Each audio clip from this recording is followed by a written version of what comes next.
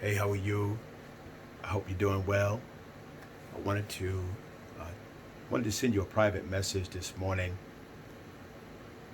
Didn't want to do a live. I just really wanted to talk to you exclusively, and I wanted to do it this way so that you can always go back to this. I want this to always be with you as you are making this journey to the road of success. Getting my day started, getting my week started, as I know you are. And I just wanted to stimulate your mind. And I wanted to seed something into you that I believe is going to help you in your journey to the road of success. I don't know if you have, but I've been watching this documentary with Michael Jordan and looking at, this road that it took for him to become a two-time three-peat NBA champion. And it's come with a lot of views. A lot of people are viewing it, and there's a lot of thinking, and people are saying a lot. Some saying he's a bully, some saying he was insensitive, some saying he drove too hard. But it was funny that prior to the documentary, it was clear that he was the greatest basketball player of all time, and there was nothing else offered other than that. And there were views that were shared with it, but it was just clear that he is arguably one of the best basketball players that ever lived. But now that we're watching the documentary and we're watching what it took to get there, now there's a difference of opinion. And there's a lot of people feeling some kind of way. And it's funny how people will view success both in its journey and in its arrival. And I just wanted to send this message to you to encourage you. And I wanted to show you something on my screen, and I want you to either write it down. I want you to keep it because it's going to help you. And I want to show you this. I want you to pay attention. A lot of what is being viewed in the contrast between the people is objective thinking and subjective thinking. And if you didn't know what the definition is, I wanted to put it up so that you could see it. See, objective thinking means reasoning according to a set of logically objective standards. But subjective thinking refers to reasoning without objective standards and is thus largely contingent on the nature of the individual subject conducting the process. Here's basically what it means. Objective is in the box, and it's going to follow the standard. Subjective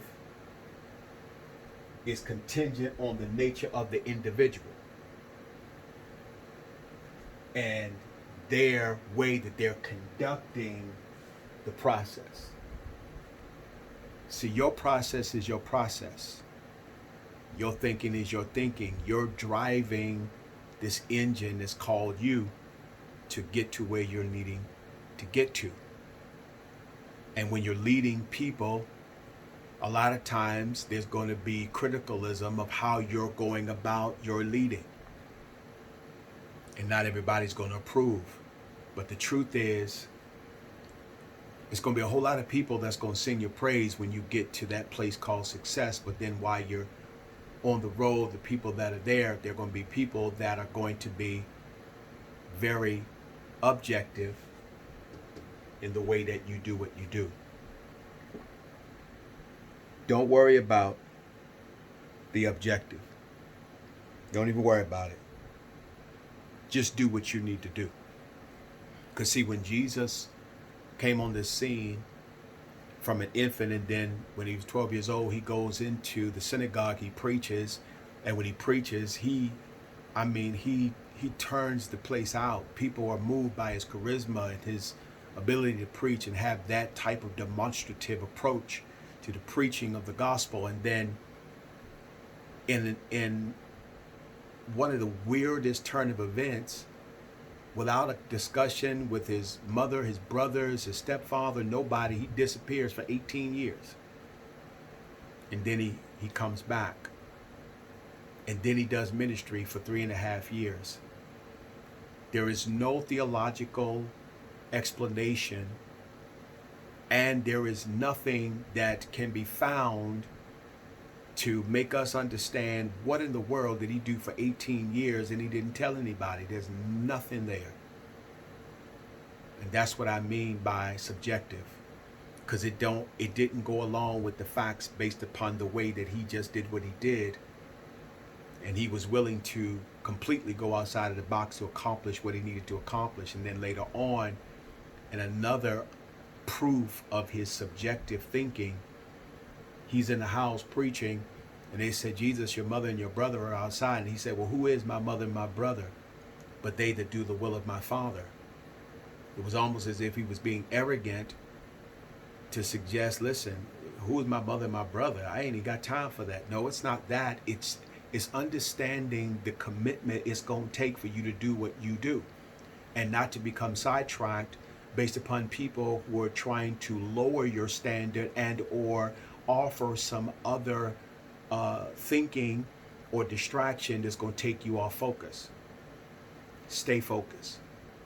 Do what you know you have to do. You're going to always be criticized no matter what you do. There's always a level of criticalism. You already know that. I just wanted to encourage you. And I wanted to specifically send this video to encourage you.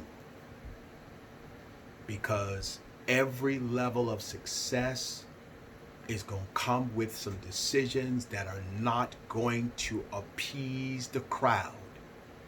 But just know that the final result, the place that God is predestined for you to be to accomplish what you need to do, will inevitably help the very people that are critical of you. So just go ahead and do what you got to do. And let's do it together, because I'm committed. I've got laser focus right now. And I'm not stopping until I know that I've accomplished what I know God called me to do. So listen. Be subjective.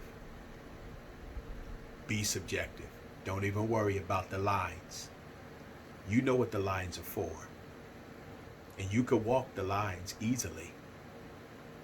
But everybody that's walking the line don't have enough to get to the top to help others to get there.